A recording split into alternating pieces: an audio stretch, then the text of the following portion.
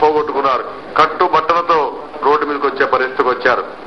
ఆయన కూడా ఈ ప్రభుత్వానికి కనికరం రావడం లేదు. కనీసం ఒక మానవత్వంతో ఆలోచించే పరిస్థితులు లేరు. ఇది చాలా దారుణం. అందుకే నేను కూడా రేపు ఖమ్మం వెళ్తున్నాను. నా ప్రయత్నం అంతా రైతులకు ధైర్యం చెప్పడం, సంఘీభావాన్ని తెలియచేయడం, వాళ్ళలో ఒక చైతన్యం తీసుకురావడం, అవసరమైతే ఏ పోరాటానికైనా సిద్ధపడి వాళ్ళకు అండగా నిలిచి మళ్లీ రైతును మామూలుగా వ్యవసాయం చేసే విధంగా సమాయత్తం చేయాలి మా ప్రయత్నం. అది తప్పకుండా జయప్రదం చేసే వరకు, దీన్ని సాధించే వరకు ఎంతవరకు పోరాడాలంతవరకు పోరాడతాం. రైతులకు అండగా ఉంటాం. రైతులు కూడా విజ్ఞప్తి చేస్తున్నాం. ఎక్కడికక్కడ మీరు కూడా ఆర్గనైజ్ చేసుకుంటూ వస్తే, మీరు చైతన్యం వస్తే ఈ ప్రభుత్వం దిగి వస్తుంది. ఈ ప్రభుత్వాన్ని ఏ విధంగా వర్ణించాలి? ఒక మొండి ప్రభుత్వం, అసమర్థ ప్రభుత్వం, అవినీతి ప్రభుత్వం, చేతగాని ప్రభుత్వం కూడా. కనీసం మేము ఇన్ని మాట్లాడుతామంటే మీరు బయటైనా సరే మాట్లాడుకొని ఇవన్నీ చేస్తున్నామని చెప్పే పరిస్థితిలో మీకు లేదంటే, కనీసం మీరు ఇంతవరకు కూర్చొని చర్చ కూడా చేయలేదంటే, వాళ్ళు ఇచ్చిన నోట్లు కూడా ఎంత దారుణం అంటే, ఇంతవరకు రైతులకు ఏమి ఇచ్చారో ఒక్క మాట చెప్పలేకపోయారు, ఏమి ఇవ్వబోతున్నారో ఒక్క మాట చెప్పలేకపోయారు. That itself is an indication ఇది రైతు వ్యతిరేక ప్రభుత్వం తప్ప ఇంకోటి కాదు. ఈ మీనమేషాలు లెక్కేయడం కరెక్ట్ కాదు. ఇమీడియట్ గా యాక్షన్ తీసుకోవాల్సిందిగా, పట్టింపులు పోకుండా కేసులన్నీ విత్డ్రా చేసి ఇమీడియట్ దీన్ని టేకప్ చేయాల్సిందిగా ప్రభుత్వాన్ని డిమాండ్ చేస్తున్నాం. గవర్నమెంట్ ఫెయిల్యూర్ చాలా స్పష్టంగా కనబడుస్తా ఉంది. ఈ రోజు మేము కేసులన్నీ విత్డ్రా చేసి అదే మాదిరిగా రైతుల విషయం ఇమ్మీడియట్ టేకప్ చేయమంటే ఎందుకు చేయలేకపోతున్నారు? That is what we are demanding. నువ్వు వాళ్ళు అడగాలి. మేము చేయమన్నావు, నువ్వు చేయమంటున్నావు. చేయింది వాళ్ళు చేయలేదు. దాన్ని బట్టి ఏమన్నా ఇంకా కొన్ని రోజులు కాలయాపన చేసి రైతులకు ఏం చేయకుండా వెళ్ళిపోవడానిక, కావాలని డిలే టాక్టిక్స్ పెడుతున్నారా, లేకపోతే చేతకాంతరమా, లేకుంటే వాళ్ళకి గవర్నమెంట్ కూడా నడుపుకోవడం చేత కదా, లేకుంటే హౌస్ కూడా నడుపుకోవడం చేత కదా, వాళ్ళే చెప్పాల్సిన అవసరం ఉంది.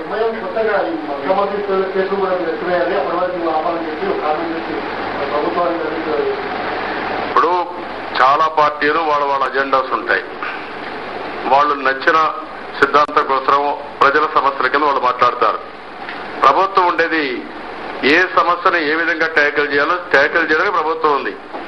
ప్రభుత్వానికి చేత కాకపోతే ఎవరేం చేయలేరు. ఇప్పటికే రాష్ట్రం పూర్తిగా నష్టపోయింది. పూర్తిగా చాలా 20 ఏళ్ళు 30 ఏళ్ళు వెనక్కెళ్ళిపోయాం. ఒకప్పుడు ఆంధ్రప్రదేశ్ రాష్ట్రం అంటే ప్రపంచం మొత్తం గుర్తింపు ఉండేది. ఈరోజు ఆంధ్రప్రదేశ్ రాష్ట్రం అంటే ఒక నవ్వులాట అయిపోయింది, అపహాస్యం అయిపోయింది. ఆ పరిస్థితికి వచ్చాం. ఆ విషయాలు నేను మళ్ళీ మాట్లాడతాను. ఈరోజు నేను మాట్లాడలేదు, ఇంకా చాలా డిస్కస్ చేయాల్సిన అవసరం ఉంది, మాట్లాడదాం. కానీ ఇక్కడ రైతుల విషయం గురించి నేను మాట్లాడుతున్నాను.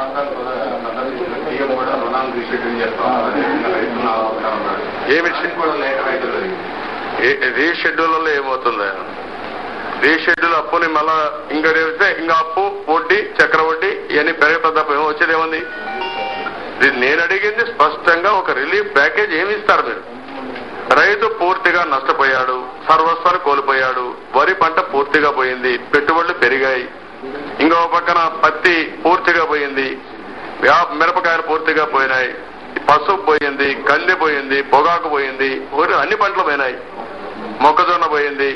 కడకు నేను చూసి ఎప్పుడు రానంత ఒకదానికి ఒకసారి ఈసారి ఒక పక్క ముంపుకు గురే కొన్ని పంటలు పోయినాయి, కొన్ని పక్క తెగులు వచ్చి కొన్ని పోయినాయి. ఇప్పుడు వేరుశెనగ అయితే మొత్తం తెగులు వచ్చిపోయింది, కాటన్ అయితే వర్షం పడి మొత్తం కుళ్ళిపోయింది. ఇంకో పక్క చూస్తే మనం పత్తి అయితే విపరీతంగా కొత్త రోగం వచ్చి మొత్తం పోయింది. జమిని ఏదో కొత్త పేరు పెట్టారు. జబ్బు 12 దగ్గర గిట్టుబాటు ధర లేదు, కొనే నాదుడు లేడు. అన్ని గోడౌన్స్ అని ఎఫ్సీఐ అన్ని గోడౌన్స్ ఇప్పటి వరకు కొనేది వీడు 1 లక్షల మెట్రిక్ టన్స్ కొనలేదండి. ఆ రోజు రోసే ఉన్నప్పుడు చెప్పాడు మేము గోడౌన్స్ అన్ని వికెట్ చేపిస్తామని. లెటర్ రాసేమన్నారు, ప్రధానమంత్రి చెప్పామన్నారు 90 లక్షలు కొంటానని. 1 లక్ష కొనకపోతే మీరు ఏమనుకుంటున్నారు? ఇప్పుడు రైతులు పాపం ఈ వర్షాలు పడతా ఉంటే భయపడిపోయి త్రోవే ప్రైస్ ఎవడు వచ్చి ఏ ధర కడిగినా ఇచ్చేసి చేతులు పరిస్థితికి వచ్చారు.